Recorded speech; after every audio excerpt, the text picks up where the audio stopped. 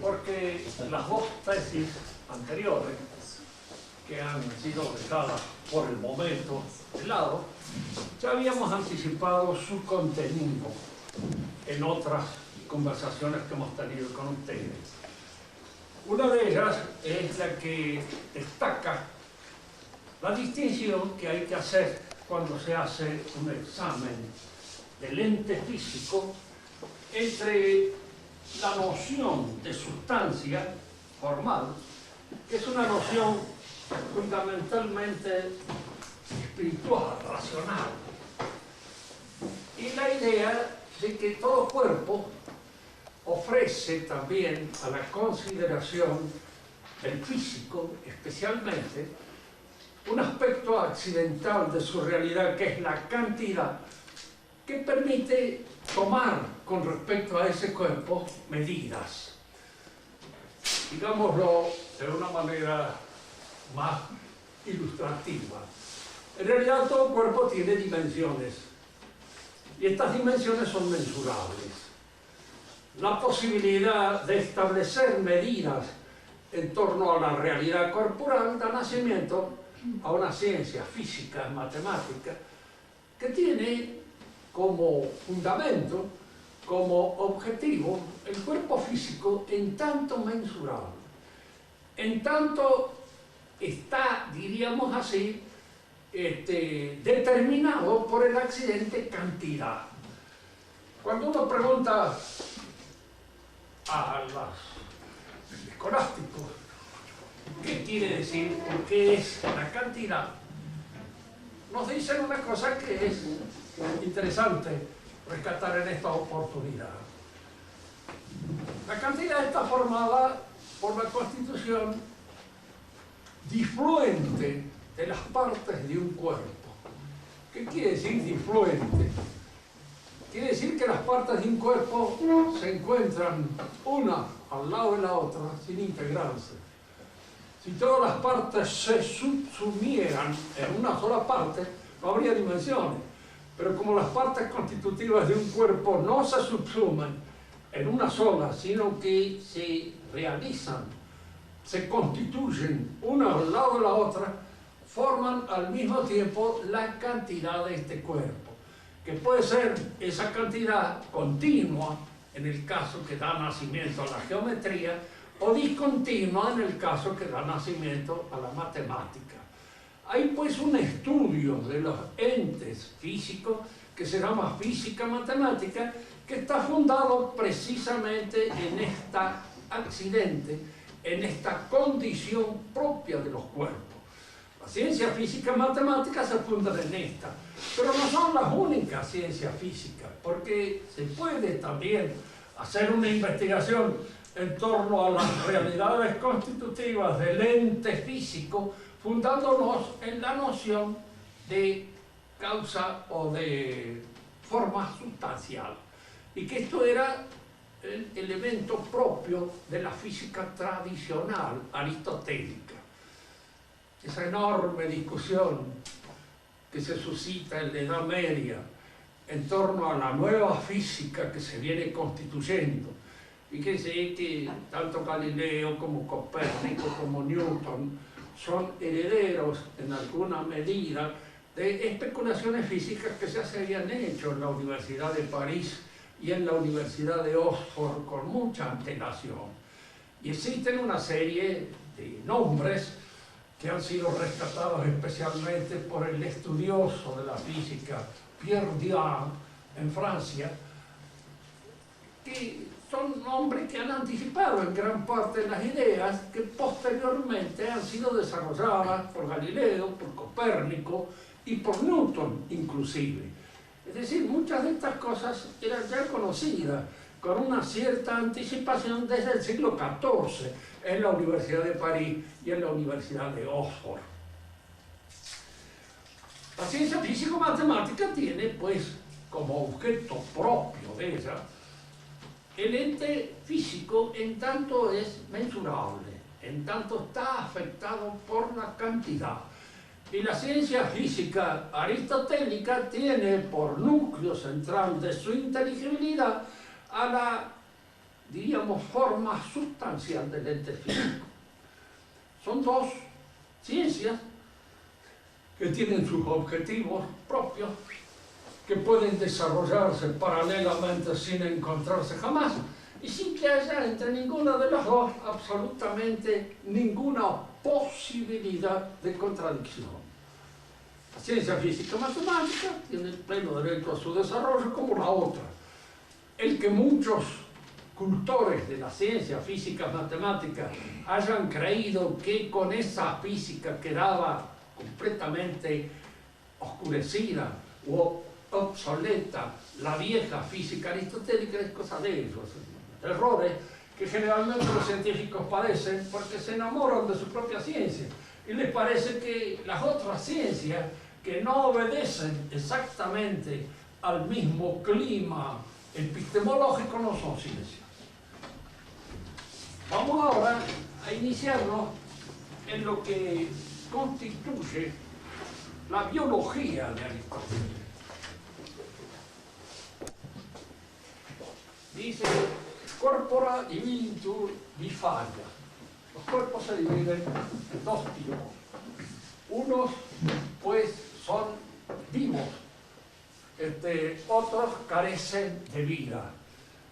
En los vivientes hay en el mismo sujeto la parte más moviente y hay una parte movida. Por ser, tiene una parte moviente y una parte movida. La forma sustancial del animal lleva el nombre de alma y requiere una originaria disposición de otras partes heterogéneas que constituyen el resto del cuerpo. ¿Por qué decimos que esta parte del pensamiento de Santo Tomás corresponde más bien a la biología que a la psicología? Fíjense que las ideas de Santo Tomás a este respecto, aunque se encuentran en muchas partes de sus obras, están especialmente expresadas en los argumentos que hizo cuando consideró el estudio del alma de Aristóteles. Pero la noción de alma en Aristóteles apunta a este principio vital que anima a los cuerpos vivientes. El alma es lo que anima a los cuerpos vivientes. Y los cuerpos vivientes son, en el pensamiento de Aristóteles, de tres clases, según las características de este principio vital que los anima: los vegetales, los animales y el hombre.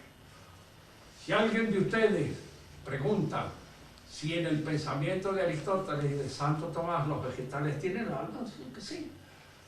En el pensamiento de ellos el vegetal posee alma, es decir, posee un principio que lo anima, igual que el animal y como el hombre.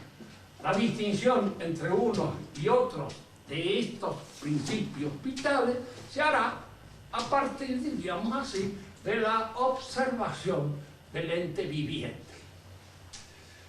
¿De dónde parte nuestra consideración o la consideración tomista y aristotélica del ente viviente? De la observación, de los hechos. ¿Cuáles son las características del ser vivo? ¿En qué se distingue el ser vivo de aquel que no lo es? En primer lugar, las características las observamos a prima facie en su comportamiento. Y en este comportamiento observamos tres tipos de movimientos claramente distinguibles. El ser vivo crece, el ser vivo se nutre, el ser vivo se reproduce. Crecimiento, nutrición y reproducción son las características fundamentales de todo ser vivo.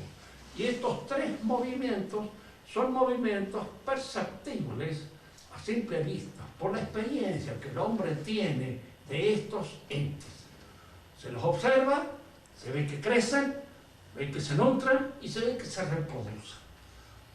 ¿Cómo a partir de esta observación de los cuerpos vivientes yo llego a la deducción perfectamente lúcida y clara de que hay un principio fundamental que los gobierna, de que tienen o poseen un principio fundamental al que llamamos alma.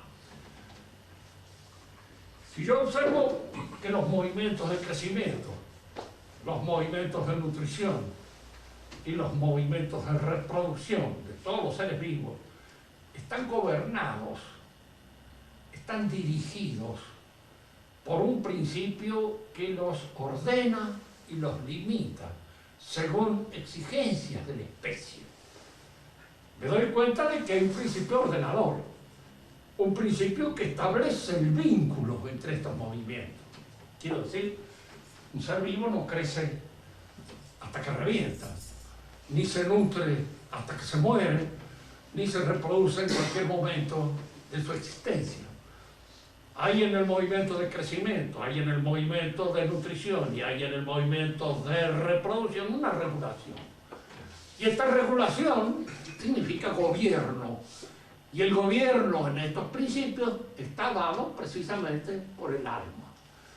Los vegetales crecen, los vegetales se nutren y los vegetales se reproducen. Y estos movimientos en los vegetales están, diríamos, formalmente e intrínsecamente contenidos en el alma del vegetal. El alma del vegetal produce estos movimientos. El vegetal crece de conformidad con ciertos movimientos a los que los botánicos llaman trópicos. Geotropismo positivo, el heliotropismo, que permite la respiración a través de las hojas.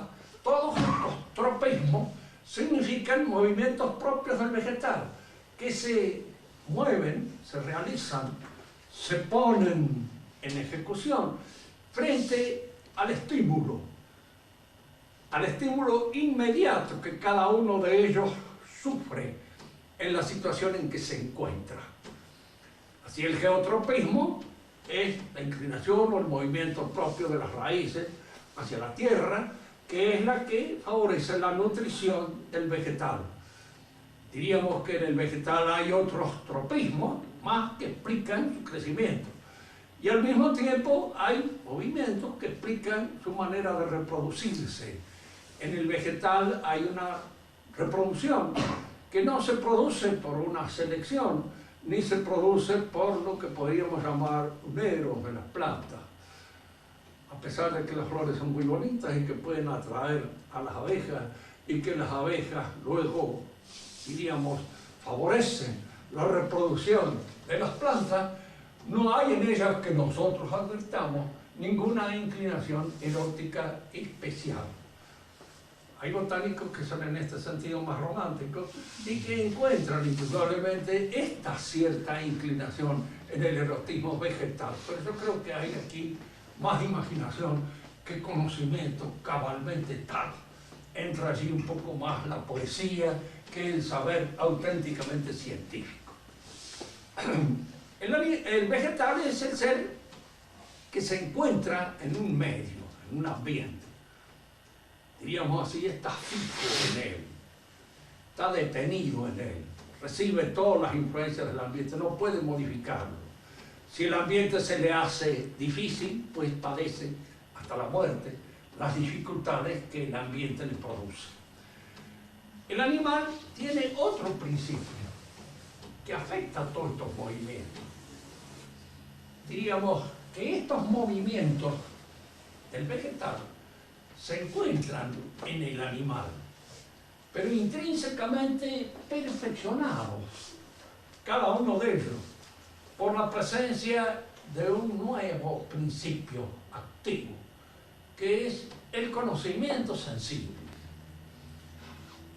¿En qué distinguimos nosotros el conocimiento sensible del animal? Eso que en los animales superiores, en aquellos que nosotros podemos observar con mayor competencia, como pueden ser los caballos, como puede ser el perro, Santo Tomás, siguiendo el pensamiento de Aristóteles, distinguía en ellos una cierta aptitud que llamaba estimativa. La estimativa propia del animal es la capacidad que tiene el animal en la situación concreta en que se encuentra de percibir en esa situación algo que lo favorece o algo que no lo favorece. Diríamos, el perro se da cuenta cuando el dueño está enojado. Incluso aún cuando antes de que lo grite y de que nada advierte la situación difícil. Tanto que muchas veces ellos entran, olfatean de que aquí es mejor no estar y se mandan a cambiar inmediatamente para evitar la bronca que probablemente estalle dentro de un ratito, de lo cual él sea la víctima inmediata. Esta capacidad estimativa se da en el animal y es una apreciación de la situación directamente vinculada con lo que podríamos llamar los sentidos. Fíjense que hay hombres en los cuales esta aptitud está especialmente muy desarrollada y la tienen desarrollada de una manera, diríamos, casi patológica. Advierten con mucha rapidez lo que es favorable, lo que le es desfavorable, en una situación intuitiva e inmediata, lo aprecian. Nosotros tenemos en nuestro lenguaje cotidiano algunas palabras que indican esto. Estoy oliendo mal la cántara, te dicen, es decir, siento que hay una atmósfera que no es muy agradable. Mejor es que nos retiremos, mejor que nos vayamos, o mejor, como decía un paisano, en un boliche donde había cierto ambiente o cierto clima peligroso, más vale irse. Decía que más vale irse porque estaba la situación un poco difícil. En el animal, diríamos, aparece este conocimiento. El conocimiento sensible es el conocimiento de lo concreto, lo inmediato. El animal conoce a su dueño, no solamente conoce al dueño, sino que conoce a casi todos los amigos del dueño y a casi todos los que de alguna manera tienen una relación inmediata, especialmente los perros, que son los más cercanos a nosotros. Por eso decir, no sé si el mono es más inteligente que el perro, yo creo que no. Que por eso podemos descender de los perros. Yo preferiría haber pasado a un perro y no a un mono. Me gustan más. De alguna manera están más relacionados con nuestra familia y tienen más vínculos familiares de servidumbre. El perro ve estas situaciones, las aprecia, y tanto que, en fin, uno puede estar mucho tiempo sin ir a la casa de una persona a la cual ha ido o ha concurrido algunas veces, y cuando uno va, el perro lo conoce. Así hace bastante tiempo que no esté en contacto con él. Y este conocimiento es un conocimiento de apreciación inmediata, a través misma de los sentidos. Nosotros no conocemos muy bien cómo funciona esta capacidad de captación del animal, pero indudablemente la advertimos en nuestra relación con ellos, y la advertimos muy clara y muy agudamente, sobre todo en los animales superiores, en especial en el perro, porque yo creo que es de todos los animales el que está más cercano a nosotros, el que está más, tanto que es también a su vez el más vicioso, el más corrompido y de alguna manera aquel que más fácilmente se desvía de sus inclinaciones naturales. En el animal no solamente está, diríamos, este desarrollo que se da en el crecimiento, crece en volumen, como crece el vegetal. Y un vegetal nosotros lo apreciamos generalmente por su volumen, su altura, su grueso, su ancho. Todo eso que indica el buen desarrollo de una planta determinada. En el animal también apreciamos nosotros este crecimiento, pero apreciamos otro, que es su destreza en la habilidad específica que él desarrolla, cosa que en el vegetal no se da. El animal se adiestra, y en este adiestramiento alcanza, diríamos, hacia una perfección que a veces excede los límites fijados por su naturaleza. Hay animales más diestros, más hábiles que otros, para la caza, para el descubrimiento del enemigo, mejores ratoneros que otros, mejores cazadores de zorrinos, mucho más hábiles para cazar el zorrino y evitar que el zorrino los orine. Hay algunos que logran en ese sentido una gran habilidad que otros no tienen. Y de alguna manera esto indica que hay entonces en el animal incoactivamente un principio de educación, al que podemos llamar, en vez de educación, como le llamamos al nuestro, adiestramiento. Fíjense que en la vida humana después vamos a descubrir la diferencia que puede haber entre el adiestramiento y la educación. Porque hay un adiestramiento, me adiestro en el manejo de un arma, me adiestro en el manejo de un automóvil, me adiestro en el manejo de cualquier otra cosa. Indudablemente esto puede ser incluido en el proceso total de la educación, pero hay que distinguirlo. Y ya lo vamos a distinguir cuando hablemos de los hombres. En el animal hay pues un crecimiento que es físico, pero a la vez hay un crecimiento que es de su adiestramiento específico. Y el animal para nosotros tiene valor no por el desarrollo físico, no porque es más grandote o porque es esto, sino por aquella habilidad que es capaz de desarrollar dentro de las aptitudes de su especie. Y esta habilidad es la que fija en él las condiciones del adiestramiento. Nutrir, hay una diferencia entre la nutrición del vegetal, que depende del medio, totalmente, inertemente, y la del animal, que depende en parte del medio, pero en parte de su capacidad para rebuscársela en el medio en el cual se desarrolla y en el cual se cría. Por eso podemos decir, parafraseando a Ortega y Gasset, que el vegetal tiene su ambiente y el animal crea su ambiente, tiene en cierto modo su mundo. Este mundo en el cual se mueve el animal puede ser a veces muy pequeño, muy reducido. No sé cuál puede ser el mundo del ratón, pero indudablemente no va mucho más allá de los alrededores de la cueva y aquellas cosas que van incitando su olfato y atrayéndolo para buscar la alimentación, que él la busca por un conocimiento sensible, por un conocimiento que tiene de las posibilidades reales que le ofrece el ambiente en el cual se mueve. Estos ambientes a veces pueden ser inmensos, pónganse el ambiente geográfico en que se mueven las golondrinas, el ambiente geográfico en que se mueven otros animales migratorios que van de un lado para otro y que a veces atraviesan distancias inmensas para ir buscando el hábitat que les conviene y que les corresponde. El animal tiene pues este mundo propio del animal. Al mismo tiempo en la reproducción el animal elige. Esta elección se hace, diríamos así, naturalmente.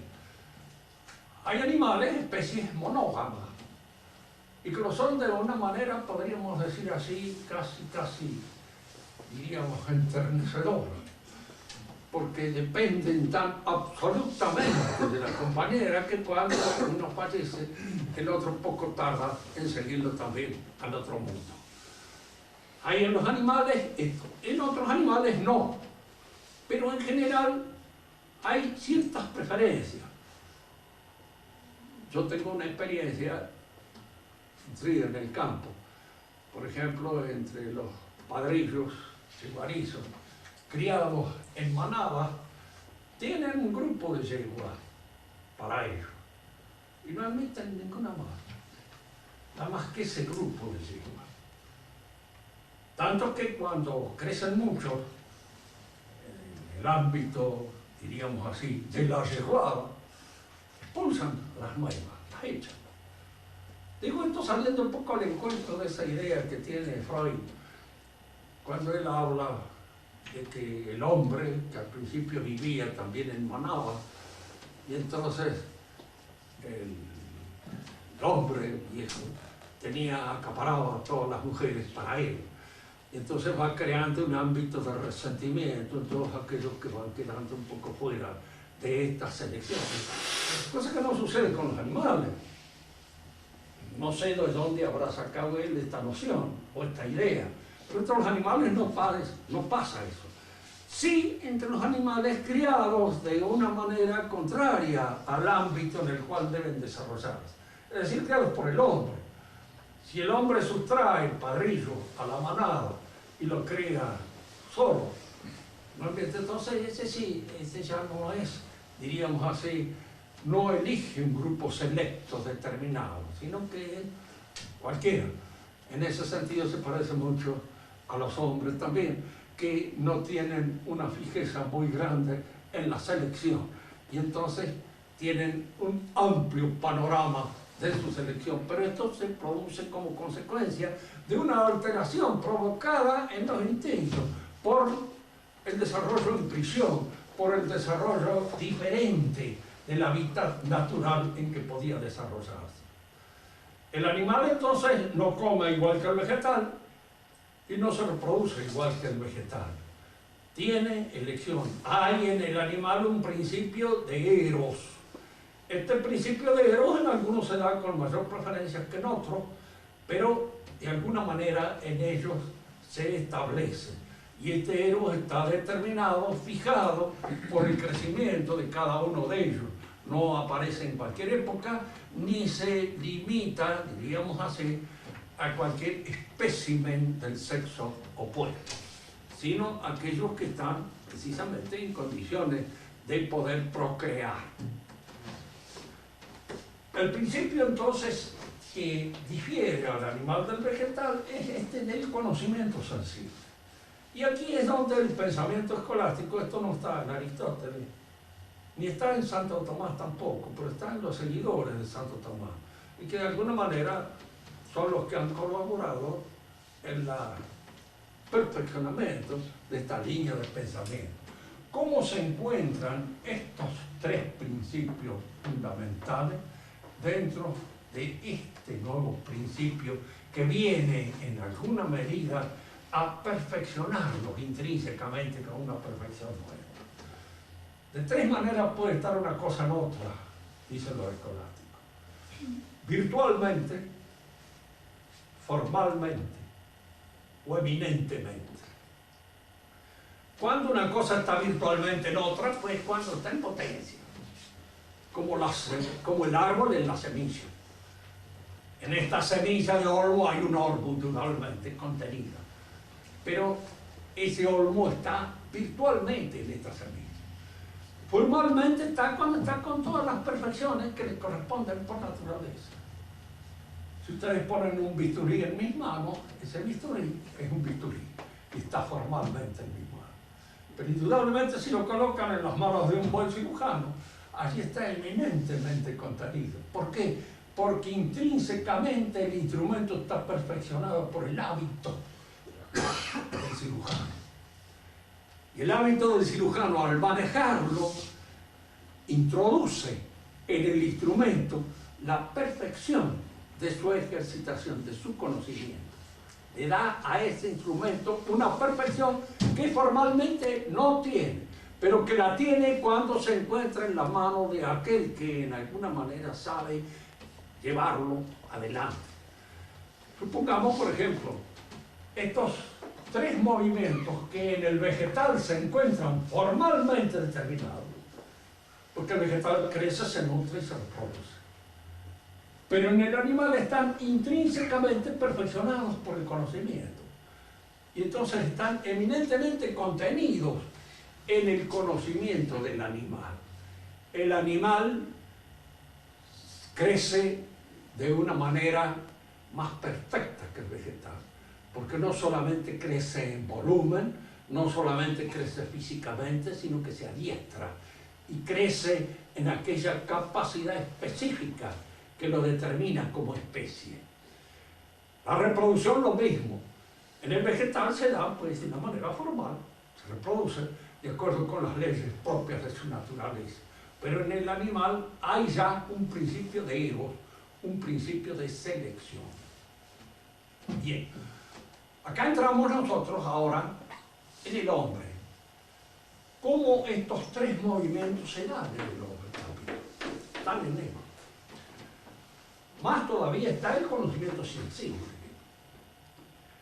Pero acá es donde aparece en el hombre un nuevo principio, que en alguna medida entra en la constitución, en el desarrollo, en el perfeccionamiento de todos estos movimientos.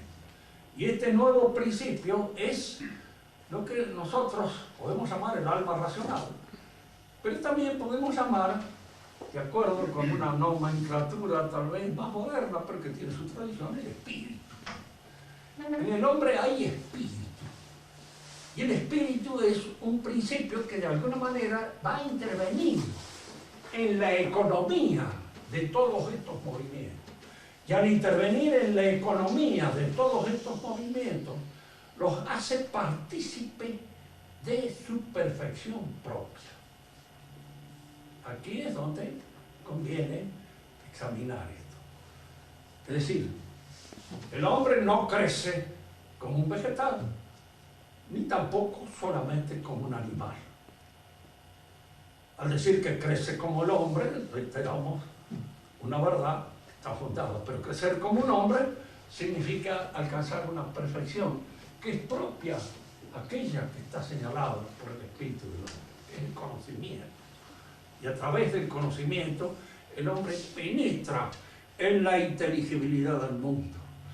Y en alguna medida, a través de esa penetración en la inteligibilidad del mundo, se pone en contacto con la inteligencia divina, penetra en la inteligencia divina.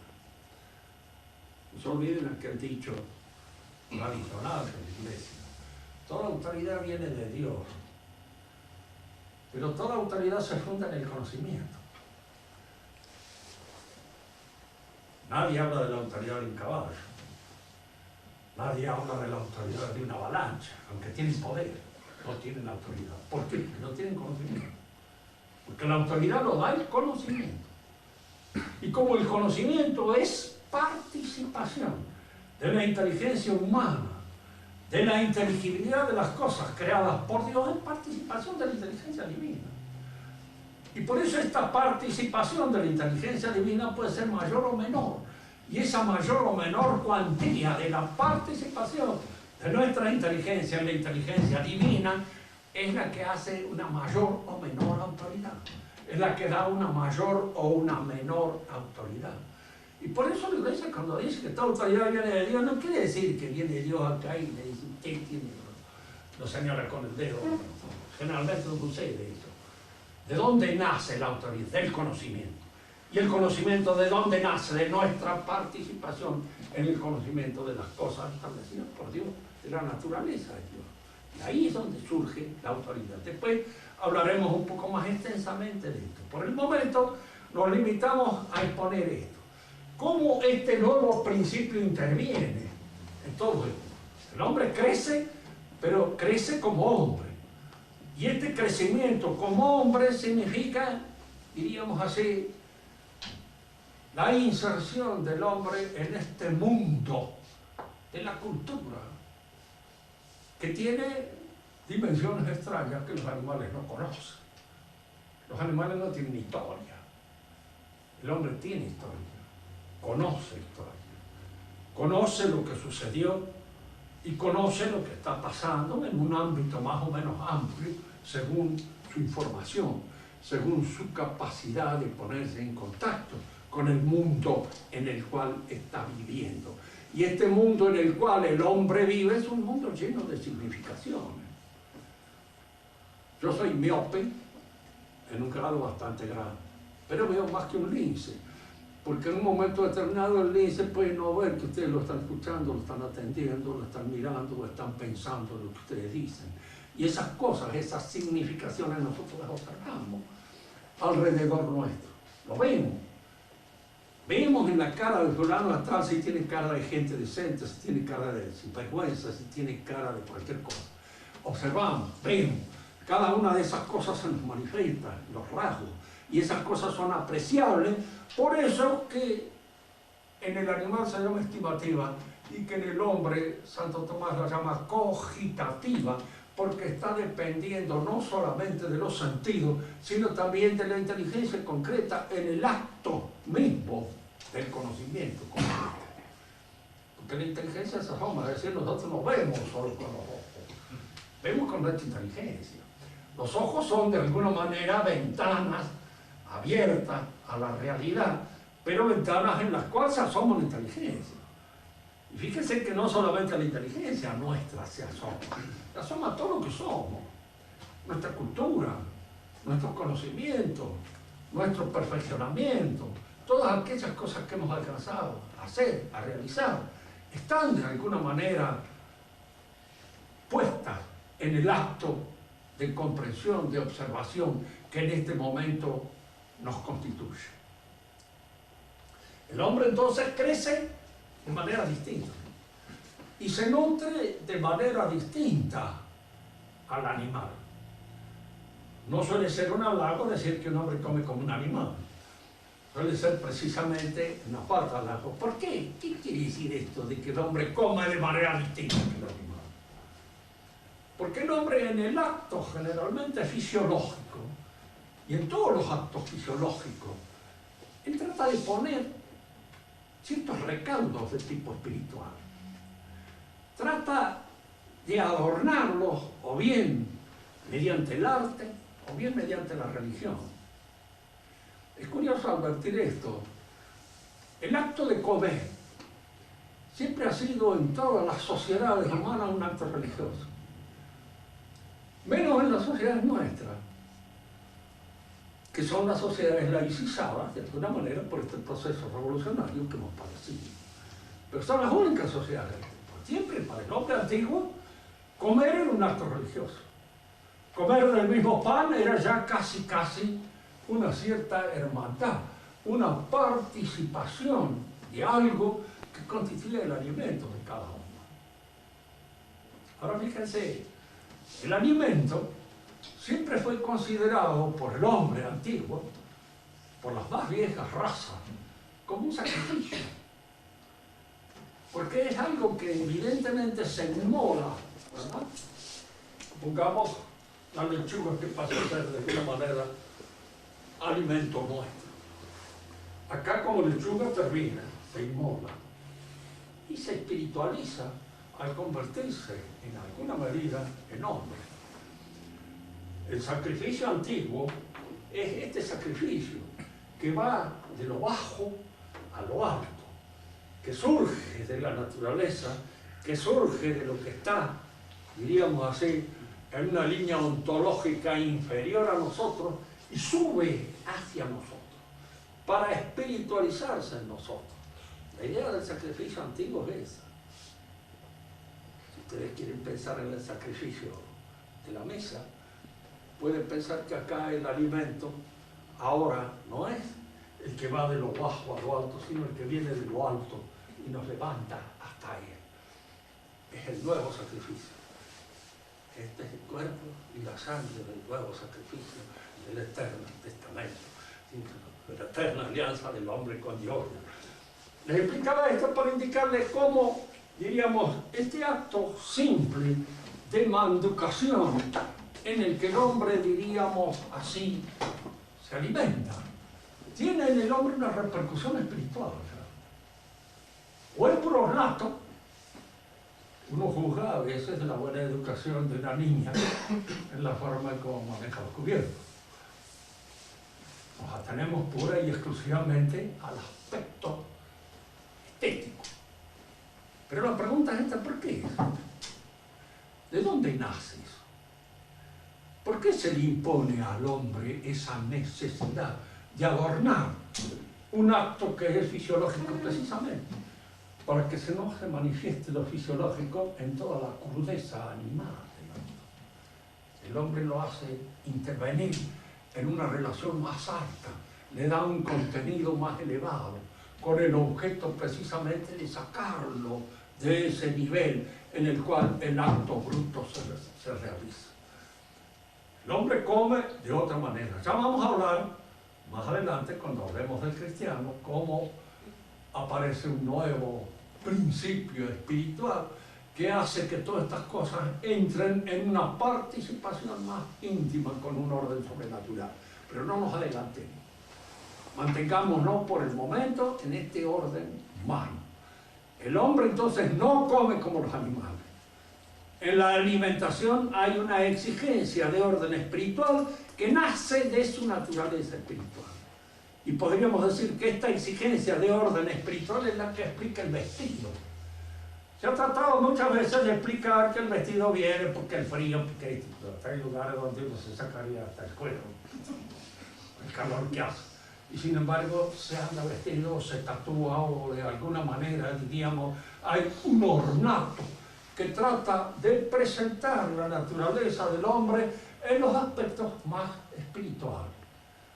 El hombre desnuda la cara y desnuda las manos, porque son los dos trasuntos de su espíritu, el rostro, y de su actividad, las manos.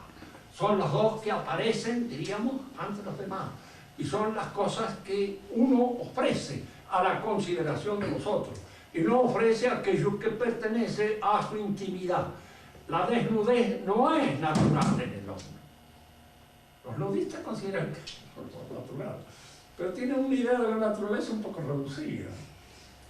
¿En qué vive la naturaleza? Eso la ven pura y exclusivamente en las manifestaciones animales. Así es un hambre muy natural. Dan las gracias eructando, por ejemplo, cuando termina de comer o cosas así. Es decir, esta naturalidad que se le atribuye al hombre grosero no es naturalidad. Al contrario, el grosero es grosero. Lo natural en el hombre es, de alguna manera, la manifestación de las exigencias espirituales, a través de las cuales aparece configurada la situación biológica. Y cuando nosotros entramos en el terreno de la reproducción, el hombre, con más razón, tenemos que tener en cuenta eso. Cuando alguien nos dice, ¿el hombre qué es? ¿Monógamo o polígamo? Naturalmente hablando, no es ni una cosa ni otra. Pues el polígamo, pues el monógamo. ¿Qué es la monogamia? Un ideal moral. Un ideal moral. Porque es la relación de una persona con otra. Y una persona con otra se relacionan, diríamos, teniendo en cuenta los movimientos totales de su naturaleza. Y la naturaleza no es solamente el deseo sexual, es también la relación con otra persona.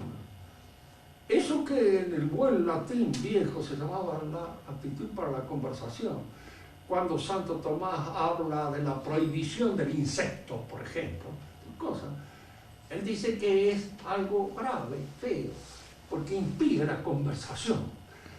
Y al decir que impide la conversación, uno mismo estaba, yo me acuerdo de haber consultado con algunos mejor preparados que yo en materia de latín. Es decir, ¿qué es lo que se quería decir con él? Y la relación es esto, de que hay una relación espiritual que exige por parte de uno que no haya el trato sexual entre las personas que tienen esa relación espiritual.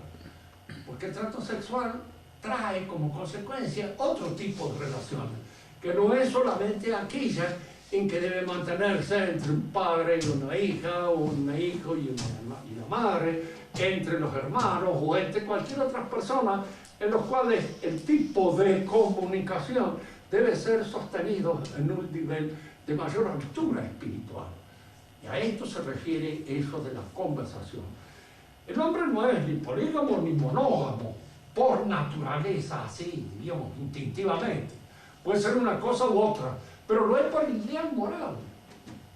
Y es en el ideal moral donde interviene este movimiento propio de lo que podríamos llamar el principio espiritual del alma humana, que exige que en esa relación con otra persona humana se tengan en cuenta todas las consideraciones. Me acuerdo que a veces, como vivimos en una época que casi la práctica del amor libre es corriente, no se hacen las cunetas de la calle, pero en cualquier momento lo vamos a ver, de manera así que nos llame demasiado la atención. Preguntámonos, ¿por qué tiene que casarse? Porque el acto de la relación de un hombre y una mujer es social. ¿No entendió usted que social, el que se casa es un hombre que tiene toda la naturaleza y todos los impulsos de la naturaleza? Y entre los impulsos de la naturaleza está la sociabilidad. El hombre elige, y al elegir una mujer, indudablemente, diríamos, cae en un matrimonio. Y el matrimonio tiene por efecto la constitución de la familia, y eso es la incorporación a un orden social al cual pertenece. Hay que tener en cuenta el orden social, claro que sí, si no nosotros caemos en un individualismo anárquico que vaya a saber a qué consecuencias nos lleva. Y si el acto es religioso, bueno, con más razón todavía. ¿Por qué? Porque el hombre está en relación con Dios. Y lógicamente esta relación con Dios implica todos los actos del hombre. De manera que todos los actos del hombre están en una relación de religación con Dios. Y por eso también el matrimonio en el hombre no solamente debe ser un acto social, sino también un acto religioso. Es físico y social y religioso. Todas estas dimensiones que entran en la composición de la sexualidad humana, del erotismo humano, son dados precisamente por el espíritu. Pero aquí es donde nosotros nos encontramos con este hecho. El espíritu, los actos espirituales, una de las condiciones de los actos es su libertad, por libre. Fíjense que en la actualidad hay una tendencia en la enseñanza del magisterio de la Iglesia a considerar el acto libre como determinante del acto espiritual. Hacerlo más importante que no, el acto libre es el acto espiritual. El acto espiritual en sí es lo importante. Y la libertad es una condición de ese acto. Tomemos un ejemplo. ¿Cuándo un acto es libre? Cuando no está determinado por naturaleza. ¿Soy libre o no soy libre de aprender el teorema de Pitágoras? Claro, soy libre. ¿Puedo aprenderlo o no aprenderlo? Igual puedo seguir viviendo sin aprenderlo. No interesa que lo aprenda. Es un acto que puedo decir está librado a mi libertad. Puedo aprender o no aprender. Puedo entender que Jesucristo es Dios o puedo no entenderlo. En ese sentido soy libre. Puedo ni querer entenderlo. ¿Por qué? Porque muchas veces no quiero entender ciertas cosas por las exigencias que traen implícitas. Ah, no, con eso no me meto porque eso me trae como consecuencia el tener que hacer. Me obliga a esto, me obliga a esto otro, me obliga a aquello. Y no quiero estar obligado a nada que me ate y me circunscriba en el ejercicio de esa libertad que considero omnívora. Un acto de justicia, dar a uno según su derecho, es un acto libre. Es decir, no estoy obligado a hacerlo. Puedo cometer una injusticia. Pero esta posibilidad de cometer la injusticia es en donde diríamos, se juega la libertad del hombre. Como el espíritu es libre, el espíritu al introducirse en todos estos movimientos de la realidad viviente, puede hacerlos perfeccionándolos y llevando a la perfección propia que el espíritu impone, o pervirtiéndolos y echándolos a perder, en función precisamente de la libertad con que el espíritu procede. Es decir, el hombre puede convertir la alimentación en una finalidad de su vida. El individuo que puede convertir la conquista de muchachas en una finalidad de su vida. Hay algunos que en ese sentido, diríamos, tienen una dedicación exclusiva.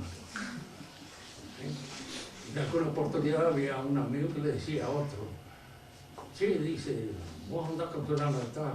Sí, dice, ¿por qué te gusta? Sí, me gusta, dice. Bueno, pero tenés cuidado porque forma parte de una colección. Dice, yo no la quiero largar, dice, por el momento. Era parte de una colección. Entonces, esta actividad, digamos, esta hipertrofia, es provocada por la espiritualidad. No es por el instinto puro. Es la imaginación la que actúa aquí y obra sobre el instinto. Y lo hipertrofia. Y lo convierte en una finalidad, lo convierte en un deporte, lo convierte en un negocio, lo convierte en cualquier otra cosa que no es lo propio de su naturaleza específica. Y esto como consecuencia precisamente de esa libertad de la que el espíritu goza. Así como puede comer y convertir la comida en una finalidad total de su vida, puede convertir el sexo en una finalidad total de su vida y puede convertir cualquier otra cosa, cualquier otra actividad, el negocio, la sobrevivencia, lo que fuera. Todo eso se convierte al fin de cuentas en una especie de fin y objetivo que lo saca, lo arranca de sus quicios y lo lleva a diríamos, a una exageración en toda su actividad vital. Esa es la capacidad del espíritu. Por eso cuando nosotros decimos cómo se encuentran estos movimientos dentro de este principio espiritual, pues necesariamente tienen que estar intrínsecamente perfeccionados por las exigencias espirituales. Pero pueden estar arruinados por las exigencias espirituales. Nosotros hablamos por tradición, esto ya no es un asunto pura y exclusivamente de ciencia, sino de fe, de tradición, es que el hombre es una naturaleza caída. Es decir, que es una naturaleza que ha sido arruinada en el ejercicio de su espiritualidad por preferencias valorativas inferiores. Y al ser arruinada por preferencias valorativas, tiene una inclinación a la infravaloración de las cosas. El hombre que observa a una muchacha y le está observando pura y exclusivamente, no desde el punto de vista del placer que le puede causar, sino a ver si la puede vender y dónde la podría vender mejor y de qué manera podría hacer el negocio. Con eso, indudablemente, diríamos, echa a perder una realidad, mirándola y observándola desde una óptica pervertida, que arruina el sentido de esa realidad. Por hoy, dejamos acá para pasar en la clase que viene a perfeccionar un poco más esta visión y luego ver qué es lo que el cristianismo trae de nuevo en esta visión, diríamos así, del hombre, en todos sus movimientos, porque el cristianismo lo perfecciona en todo. Si alguien me dice, pero los cristianos se alimentan igual, somos antropófagos, comemos el cuerpo de Cristo. Y al comer el cuerpo de Cristo tenemos un alimento nuevo, un alimento que de alguna manera, diríamos, nos pone en relación con una realidad sobrenatural a través de un movimiento vegetativo que es el de la nutrición. El matrimonio cristiano es otra cosa que el matrimonio común, corriente.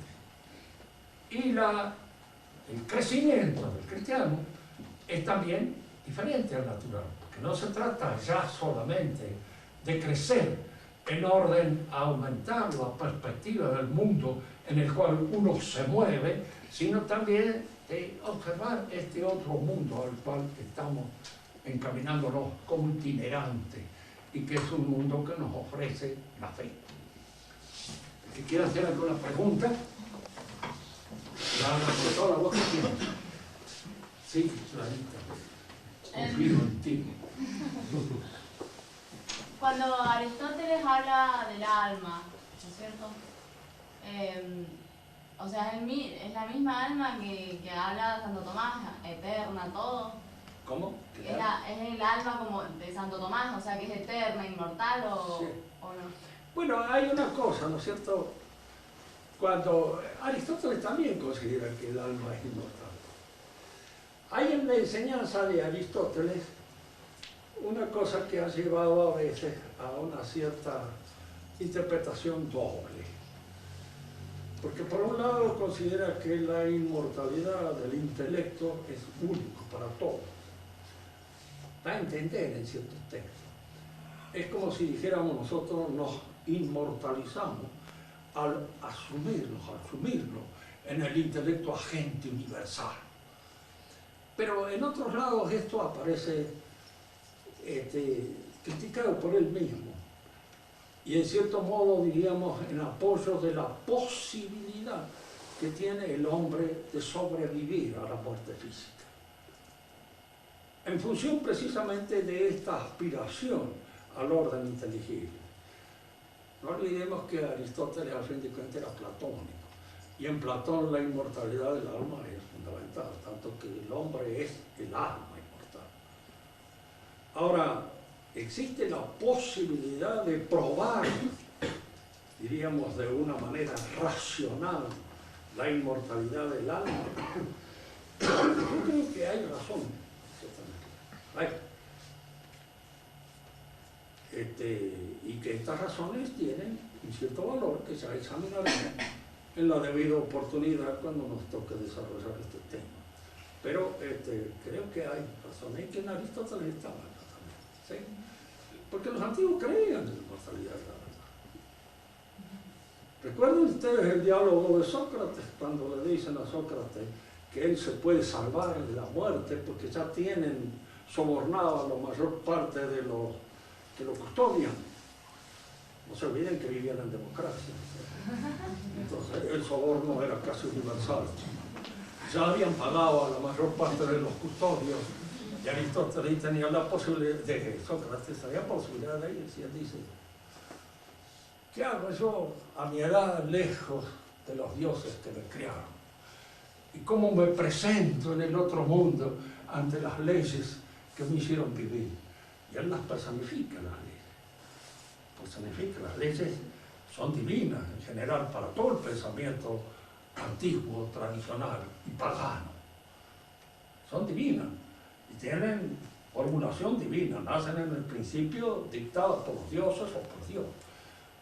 Y Sócrates creía posiblemente en eso, pero con toda la fuerza de su espíritu. Entonces creía en eso que ni siquiera entendió la posibilidad de salvar su cuerpo. Cuando ya tenía 70 años, al fin era un chico. ¿No es cierto, padre Gabriel? El muchacho. Yo te hago una pregunta.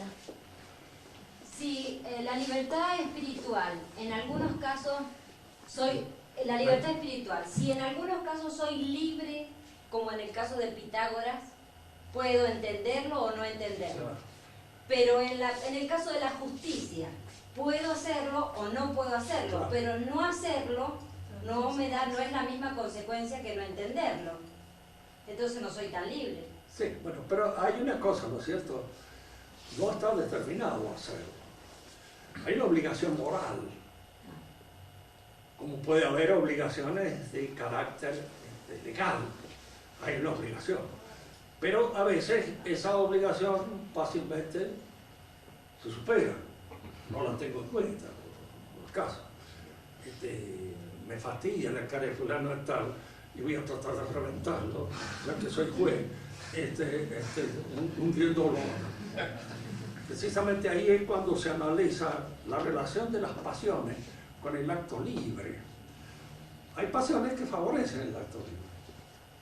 Por ejemplo, ser justo con una chica bonita es casi agradable. Pero ser justo con una chica que entonces también ya el asunto no es tan agradable. Y entonces hay un elemento, ¿cuál de los dos actos tiene mayor valor moral? Se dice que aquel que es el que va en contra de la pasión contraria. Es decir, si yo precisamente soy justo con alguien que me es antipático, de alguna manera, pues es mi acto de justicia más válido que aquel que me permite ser justo con alguien en que casi me es agradable ser justo. En este caso hay que ver las relaciones que hay entre el elemento pasional y el acto libre. Ahora, cuando el elemento pasional puede a veces dificultar la libertad del acto, porque los cruces. Entonces, por eso la libertad a veces es una conquista del espíritu. Rousseau es el que dice que el hombre nace libre. ¿Qué va a nacer libre? Un chiquilín que se casca encima y no va a ser libre de nada. Se hace libre con el tiempo y con mucho esfuerzo sobre sí mismo, pero no nace libre. Ese nacimiento libre es absurdo. Está bien que Rousseau no vio mucho nacer a los ricos, que según dicen los metió en una inclusa en cuanto nacieron. Pero después escribió tratados de pedagogía, cosas que suelen hacer a veces los hipócritas así con gran éxito por lo demás.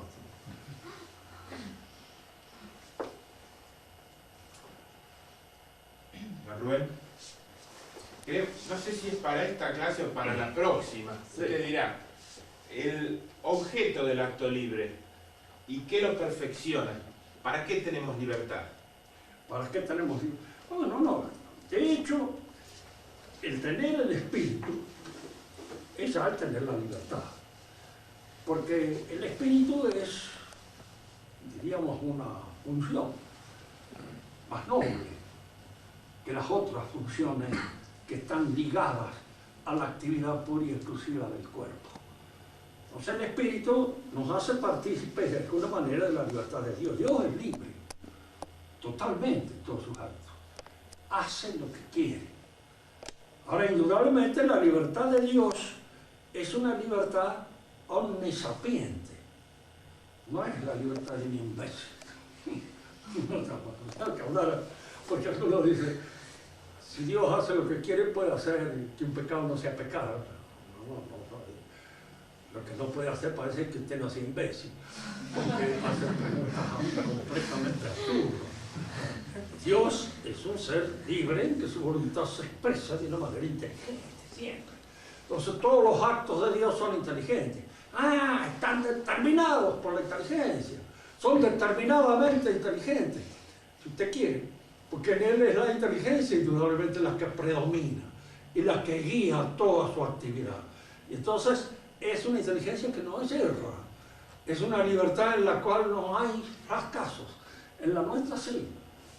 Pero nosotros tenemos que sufrir un poco esa situación propia de los hombres que llegan a un cierto nivel en que los pecados en ese nivel son más graves que los pecados en el nivel más chico. Por ejemplo, un mal cura es peor que un mal dentista.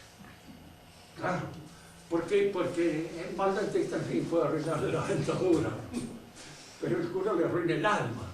Y entonces, de alguna manera, diríamos así, su acción tiene una importancia y una proyección más importante. Y por eso mismo también, al mismo tiempo, el fracaso y la libertad tienen que darse en una situación de más precavida, más prevenida.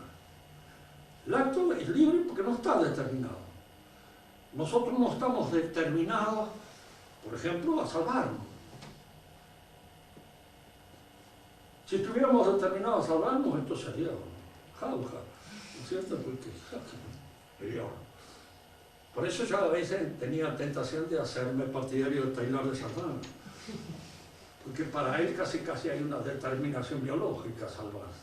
Uno va hacia el punto omega, le gusta o no le gusta. Y en el punto omega termina. Es decir, que el concepto de la libertad allí está un poco oprimido bajo la idea de un elan biológico que a uno lo conduce biológicamente hacia una finalidad determinada. En la vida del espíritu no hay eso. Yo puedo entender o no entender tal cosa. Y por eso, en cierto modo, en el hombre se da, diríamos así, en razón de su naturaleza biológica, esto de la autoridad.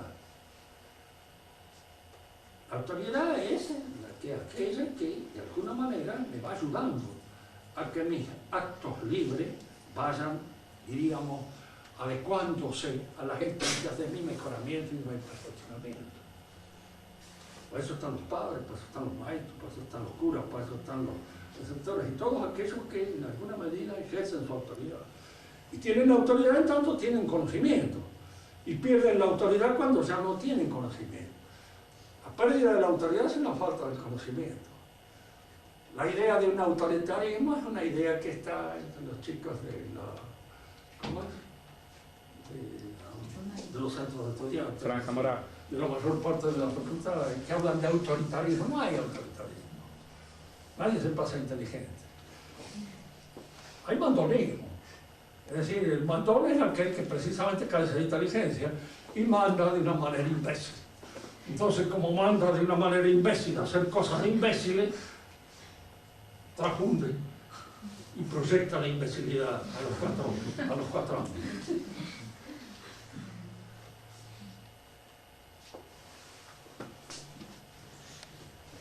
este es para tu marido. ¿Él sabe qué tiene que hacer?